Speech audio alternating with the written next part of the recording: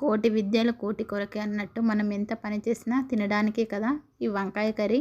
ఒకసారి ఎలా ట్రై చేసుకోవాలో చూద్దామా.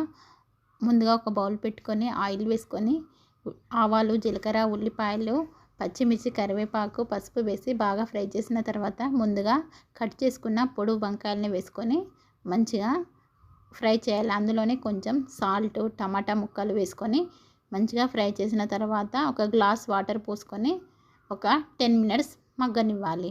అలా మగ్గిన తర్వాత చివరిగా కొంచెం కొత్తిమీర వేసుకుంటే ఎంతో టేస్టీ వంకాయ కర్రీ అయితే రెడీ అయిపోయింది. మీలో ఎంతమందికి ఇష్టమో కామెంట్ చేయండి. ఈ కర్రీ చాలా టేస్టీగా ఉంటుంది. ఇట్లా నోట్లో వేసుకోగానే ఈ వంకాయ కరిగిపోతుంది, అంత టేస్టీగా ఉంటుంది. ఒకసారి ట్రై చేయండి. నచ్చితే లైక్ చేసుకొని సబ్స్క్రైబ్ చేసుకోండి.